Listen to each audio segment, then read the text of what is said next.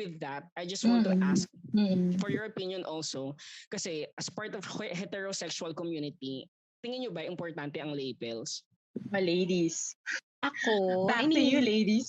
Yeah, sige. I'll try to answer. Siguro ako, I'll stick to the label just for the reason that I don't want to offend others na mas sensitive. Kasi it's good that Hesky and Nico are not. They don't consider having a label as important. Pero the thing is, again, disclaimer, it's their experiences, it's their opinion, it's their perspective about it. Pero it's just that for me, siguro, as someone talaga na hindi naman kasi kasama dun sa community, like what Hesky said, siguro, that's a way for me na lang siguro to respect, to show my respect, na nire-respeto ko kayo. So, if you want to be labeled, if you're more sensitive with labels, then I'll be sensitive with your labels. But if you want to be treated na hindi sa inyo importante yung labels, then I will not kumbaga parang hindi ako magiging ganun ka-sensitive or hindi ko ililabel kayo. So that's my take on it. What about the other girls? The other ladies? Personally, I think I'm same din with Kim eh. Kasi sa medical field lang kasi when I interview patients, usually I always ask first kung if they prefer to be called he or she ganon. Kasi meron kasing iba na they're really sensitive about it na na-offend talaga sila when mali yung pagkakatawag mo sa kanila. But again, it's more of respect din talaga. Personally, tama naman kasi yung sabi talaga ni Nico and ni Hesky. I think it's more of it's separating them as well din kasi with the whole community. So, ayun, it all boils down to the preference of the person that I am talking to or having interaction with. Kung meron ba silang preference on how they want to be labeled as. But generally, for me, kung lalaki ka. Kung babae ka. And I will respect you kung ano man yung magiging preference mo. So, yun yung my opinion lang. How about you, Zariana? Ako, ang perspective ko when it comes to the LGBTQ plus spectrum is that similar to Kim. Kasi, of course, for people naman who wouldn't know naman. Kasi I have friends naman in the community. And for me, I haven't encountered anyone na parang I have to label them in such a group. So, and I've never saw them as a group. Parang, ikaw, member ka ng community, I would, sabihin ko, i-reveal ko sa lahat na ganito. So, ako kasi is, kung ano yung way ng pagpapakilala nila sa akin, yun din yung susundan ko, or ganun ko rin sila tatratuhin. So, for me, siguro same with Nico and Hesky na the labels for me personally not important unless you want to give them importance. Mas importante sa akin kasi yung mga label na friend, best friend. Yeah, yun yung mga mas may meaning sa buhay ko rather than the LGBTQ plus labels. For me, if it will put value, kasi let's be honest, some people take pride sa pagiging labeled as the first trans man or first trans woman, non-binary, romantic, kung ano man. Kasi it gives them a sense of confidence and value. Identity. And an identity. Kasi some people have struggled with their identity and coming up with those terms have been difficult for them. So actually shouting out to everyone na this is my identity. Finally owning it, no? Parang owning it, parang tagal-tagal ko siyang tinago. Finally, I can tell people na this is who I am. So however they want to define it, then that's how I would call them. Otherwise, kaibigan is kaibigan for me. So, doesn't matter kung anong label natin at the end of the day in that group. How about you, Zach? Yeah, actually, Sabi niyo na lahat. Thank you. Hindi talaga paghuli sa recitation. Naubusan ng sagot. Umusan ng sagot. But yeah, I agree with everyone's answer, especially this is a good ni Hesky and si Nico, because reflecting back then, hearing kasi Hannah's answer, I was surrounded din naman by people from the LGBTQ+.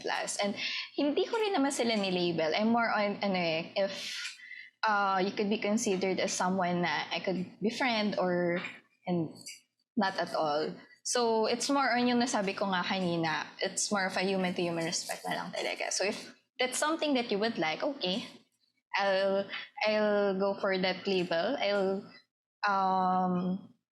respect that label. Pero if hindi rin naman, that's okay naman. But, ayun, I'm just curious lang kasi because we're talking about labels, diba? When it comes naman to how you are referred to, like yung pronouns, kasi I've seen this on Twitter before, na nagtataka ako bakit nilalagay nila sa description nila yung yung mga pronouns, yung she and hers, and then I realized na para hindi magkaroon ng confusion on how they are supposed to be referred to. So for Nico and Hesky, do you think ba na this is something important? Yung pronouns. So pronouns, same goes with the labels. I think hindi siya importante. Depende siguro sa tao. May mga tao na importante sa kanila yung pronouns. Like doon sa social media, minsan sinasabi nila na you have to call me he or him or hers. Sa kanila importante yun. Pero sa akin hindi siya ganun ka-importante. Yeah. Like sa mga nangyayari sa akin, merong pagkakataon na sa telephone, tumatawag ako sa telephone. Tapos ina-address nila ako as ma'am. Yes ma'am. Parang anything you want, ma'am. So, sa pagkakamaling yun, hindi naman ako na-offend. Minsan sa grocery, tatawagin din akong ma'am, hindi ako na-offend. Kung tatawagin akong sir, hindi rin ako ma-offend.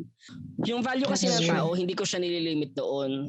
Kung ano yung gender niya or kung ano yung sexual orientation niya. Nililimit ko ang isang tao sa kung ano yung nagagawa niya. And hindi naman nasusukat yun kung babae ka or lalaki. So labels, pronouns, hindi importante. Kasi tulad ng sa work ko, currently nagwo-work ako sa isang BPO company and hindi naman tinatanong sa amin, babae ka ba? Lalaki ka ba? Or kung anong gusto mong sabihin kasi hindi siya importante. Ang importante is yung contribution sa company and doon sila nagfo-focus. Doon din ako nagfo-focus. So, yun ang mas nagiging importante kung paano ka makakaharap sa iba, kung paano ka makakatulong sa family mo. Yeah. Doon ako nagfo-focus. Yung pronouns, hindi siya ganun ka-importante and I don't think na parang doon lang ilimit yung tao para sa akin, ha? How about sa akin naman, I think, again, I respect everyone's opinion. But for me, sometimes it matters. It depends on the situation and case. For example, in the workplace or kaya naman in a professional thing and then you call somebody na halimbawa, you call me, her, or she even though you know that person is a man or something offending. For me, kasi especially if they are like not that close to each other. Again, yun nga I managed to have some exemption. It depends to our relationship. If we don't have that all and if you are going to call me anything that you want to, I don't care about it, but it does sound offending. Especially if it's about it's on work then, pero halimbawa naman kung outside, for example sa mall, well pwede ko namang hayaan kasi it's just one time naman It's just that it's different at work kasi we usually stay at work. Kasi andun ka everyday. Pero halimbawa kung nasa mall ka lang and grocery and they try to call you that way, I can forget that siguro, yung situation na yun. Siguro sa akin, case to case to, depending on the situation and depending on the person. Ayun, pero kung ang mga ka-close ko naman at tatawagin akong ganun, okay lang because they knew me well. And if I may add pala, sorry, nakalimutan ko kasing sabihin. Tulad nung sinabi ko nung una, labels and pronouns, hindi sila importante. Pero, depende doon sa intention mo. With reservation depende kung ano yung intention mo or kung paano mo siya sinabi. Like for example, nag-uusap tayo tapos sasabihin mo, "Hoy bakla, anong ginagawa mo? Hoy bakla." Yun. In that way, medyo nagmamatter sa akin yung pronoun kasi paano mo sabihin is very offensive. Kumbaga, yun yung exemption. Like dati, may nangyari sa akin, kumbaga curious siya kung ano yung gender identity or sexual orientation ko. Kaya ang ginawa niya, nag-type siya sa cellphone niya. Parang sabi niya, bading ka ba? Tinype niya yung word na yun sa cellphone. And yung pagkakatanong niya is hindi naman offensive. Kumbaga out of curiosity lang. Kumbaga gusto niyang malaman kung ano yung gender or sexual orientation ko talaga. It's more on the intention nung kumakausap sa iyo eh. Kasi I think meron nga yung mga parang bibiruin ka lang just to be sarcastic, diba? Yeah. Uy, ano tawag namin sa'yo dapat? Ate ba o kuya? Mga ganun, diba? Oo. Just an advice siguro, katulad sa akin. Kasi usually kapag, kasi nangyari na sa akin to multiple times na kapag kunyari pupunta ako sa 7-Eleven and kasi diba una mo makikita sa physical appearance and usually sa mga convenience store they have their own uniform, diba? And then, kasi diba merong minsan na kapag yung itsura niya is, especially kapag kunyari lesbian, kasi ito na yung experience ko na yung sobrang boyish niyang tignan, na ang una ko masasabi is kuya, but then babawiin ko siya. Kasi ay, sorry ate po pala. Is that a good thing to do pag nasabi mo na siya na una, babawiin mo pa siya, magsasorry ka ba? Or ano ba yung magandang advice sa ganun? Na kasi ayokong maka-offend din na ano, baka kasi na-offend sila na na-address ko na sila as that, bigla akong babawiin. Tapos hindi naman pala ako sure kung straight ba sila or not. Parang ganun. Actually, parehas tayo nang na-experience, no, Zari, no? Kasi kahit part kami ng LGBTQ community, syempre, nakaka-encounter kami ng ganyan. Hindi ako tumatawag basta-basta. Kung may paraan para makuha ko yung attention nila, like, excuse me po, pwede magkano po ito? Or, good afternoon po, magkano po ito? Tatanong ko lang po. Hindi ko sila i-address. Pero magtatanong ako ng question in a polite way. Kasi, like for example, yung mga lesbian, girls sila, babae sila, pero yung gender expression nila is lalaki. Hindi, magugulahan ako, hindi ko alam paano kita i-address. Kaya ang gagawin ko, excuse me po, magkano po ito? Dito po ba yung pila? Meron po ba kayong like, good evening po, mga ganon. Hindi ko sila i-address, magtatanong ako directly pero in a polite way. Yun yung parang tingin kong isasuggest ko sa'yo. Dahil yun yung ginagawa ko personally. Yeah, so kasi ang hirap nung nagsalita ka na tapos parang binawi. Ibig sabihin, may mali ba? May mali ba si itsura ko? Bakit nagkamali siya? Parang ganun yung tingin ko. Okay. Ayun. Which makes sense naman, no? So if you're really not sure, just don't address the person at all.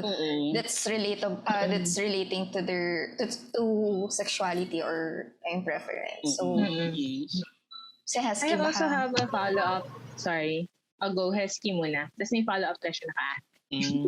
Sa case kasi ni Jari, yung na-experience niya, sa akin, again, medyo lang kami dito ni Nico. Sa akin, again, it will fall on your intention kasi 'di ba nabanggit naman kanya ni Nico it's about your intention. Kung sa tingin mo yung intention mo naman is something na talagang nabigla ka lang and you don't really know how you will address the person. So I think sa akin, for me personally, okay lang yon, it's acceptable kasi hindi naman siya sure. But if it is something na alam niyo mararamdaman niyo naman yun if they are trying to insult you in some ways, mararamdaman mo yun. So that's something that you really have to be more sensitive. And then siguro ako kasi minsan hindi ko rin maiwasan, I really have to address a person. So ako talaga, it depends kung paano niya pinoportray yung sarili niya physically. Kung pinoportray niya yung sarili niya na parang more of feminine, then minsan tinatawag siya ate or te. Yan, ganyan. Then yan, ganun. Wala kasi ganun naman yung pinoportray niya. So alam mo, mag-makeup ka all the way, magkulot-kulot ka pa dyan, tapos sabihin ko pa kuya. So I don't know kung may ma-open, pero syempre kung yun yung pinoportray niya, edi tanggapin natin. Yung kung mali ako, ay sorry po. So again, it's not my intention to insult. Pero kung Mm. nagkamali man, let's say sorry. Mm. Nothing to worry about that. Actually, maikwento ko lang din, no? May experience din ulit akong ganyan. So, nasa grocery ako, mayroong lesbian sa likod ko. Ang dami niyang hawak na bote. Tapos yung isa, nabasag, nabitawan niya, nabasag. So, nililinis yun. Ang dami niya pang dala. Hindi ko alam kung paano siya tatawagin. So, nag-wait ako na opportunity. Nung tumingin siya sa akin, excuse me po, gusto niyo pong ilagay na yung gamit niyo dito para hindi na mabigatan. Kumuha ako ng tiyempo. Hindi ko kasi alam kung paano siya i-address eh. So, as much as possible, kung hindi ako sure or if I'm unsure kung paano ko sila i-address, iniiwasan ko na lang and gagawa ako ng ibang paraan kung paano sila makakausap. Ayun. Okay. Your follow-up question. Thank you, by si the way, Hannah. Nico and Sure. Hesky. Thank you for those. Sure. For me lang, kasi na-mention nga ni Nico kanina, di ba? Parang someone asked him na sa text format na tinanong siya about his Gender. yung gender mo via text. Ako kasi, personally, I don't ask people na parang how do you identify as or what's your preference. Usually, I wait for them to come and admit it to me. Kasi for me, hindi ko kasi story yun eh. And I don't want to Pangunahan. parang, to start a conversation on something that they're not comfortable with, especially if we're not exactly close. But is it alright ba if we ask? For example, minsan kasi may telltale signs na talagang nag-transform na sila physically. Pwede bang i-confirm? Or is it better na we wait na when you are or when the community is ready to tell us how they identify as or what is their gender? So first, I'll share na ang daming debates tungkol dyan kung dapat bang tanungin or hindi. Like napanood ko one time si Vice Ganda. Dapat mong tanungin yung isang tao kung hindi ka sigurado. Yun ang sabi ni Vice Ganda. Meron naman akong isang napanood ng video ng isang transgender. Sabi niya, hindi mo na kailangang itanong sa isang tao yung obvious na. So sila mismo hindi nagkakaintindi. For me, yung question mo kung dapat bang, talaga, ang daming debates. Kasi di ba deviation kami from the standards. So, pabago-bago walang standard eh. So, debate sa kanila. Pero kung ako yung tatanungin, dapat bang tanungin? Depende siguro doon sa level ng closeness nyo. Tsaka kung comfortable na kayo to talk doon sa personal issues or personal matters. Like halimbawa, na-hire ako sa isang company, hindi ko naman kilala, hindi ko close, tas tatanungin ako doon, bakit? Close na ba tayo? Oo. Pero kung matagal na tayo nag-work, like mga 3 years na, tas doon magtanong and super friendship na, okay lang. Okay lang. Kasi comfortable na ako to tell you things na personal sa akin. Like minsan dito sa company namin, parang 3 years na ako pero hindi pa nila alam. Tapos nung bigla ko lang sasabihin, doon lang nila malalaman. Nagugulat sila. So, hindi pa rin nila tinatanong kasi hindi kami close eh. Kumbaga, naging open lang ako dun sa taong close. So, depende kung close kayo or hindi. Yun yung tingin ko. Kasi meron na kayong bond na na-establish eh. Meron na kayong bond na na-build. So, dahil strong na yung bond na yun, yung mga ganyang klaseng questions, hindi na masisira yung bonding or relationship no? Okay. Hesky, how about you? Sa akin naman, ako kasi I'll always ano man tawag dito? I always believe na parang makikita mo naman yun sa tao. So what you see, what you get. That's for me. Ngayon, if there are really times na talagang kinukonfuse ka ng isip mo and you really want to confirm, then for me, personally, I'd rather be asked than buzz about it to other people. Kasi what's the intention? Again, papasok tayo doon. Ano ba intention mo? Why you want to know it? Now, if you really want to know, if you want to have confirmation, if you want to answer all the doubts in your mind, then ask that person. just ask. Ako, personally, just ask me and then I'll tell you. But if you are going to buzz about it to different people just for you to create anything that will talk about that person, and that's something different. It's a different story. And I don't think it's good thing or it's a good idea to do. So kung may mga curiosity, ask that person. But for me, I am very expressive. What you see, what you get. Ayun naman ako. Di ba parang nakita nyo, like part kami ng community na yun, we've been together for more than 11 years, pero may mga views kami na magkaiba, which is okay lang. Kumbaga, in-establish namin yung universal respect na kung ganyan ka, okay lang, kung ganyan ka, hindi. Ang hirap, actually, sa group or sa community na to, ang hirap, promise. Mahirap. Maraming differences. Like kami na lang, hindi pa kami nagkakampihan. Parang gano'n. Inaaway na nga tayo ng iba, but hindi pa tayo magkampihan. Ang hirap. Kaya kung mapapansin nyo sa mga questions nyo, iba-iba talaga yung views. Depende kung ano yung personal experiences namin. True. Ayun. Yeah. I think pareho lang. Kahit sa heterosexual community, kahit naman may standard. Question namin yung standard. Diba? Parang hindi rin, kahit nga kami na lang, di pa rin kami kakaintindihan. I think it's a universal thing na everyone kasi has an opinion.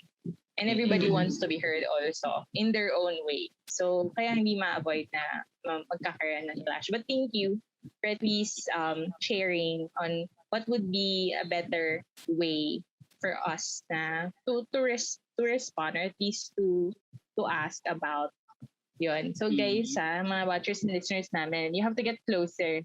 Tanong gano'n tayo ka-close. Gano'n ka-close, gano'n. And it's all about intention. Yes. Respect for the individual as a whole. True. Not to make chismis. Kahit masarap ang chismis, it's for other people. Maraming ibang pwedeng pagchismisan. Alam naman natin na pag sa opisina, marami talagang office rumors. So let's not be part and the starter of such rumors. We want to be kind. Treat everyone with kindness. Sabi nga ni Kim, do all things with kindness. Yes. Live with my background. Words to live by Naisingit ko yan. yun. Naisingit ko. I'm so wise, guys. 10 points for Gryffindor. Thank you so much. Thank you.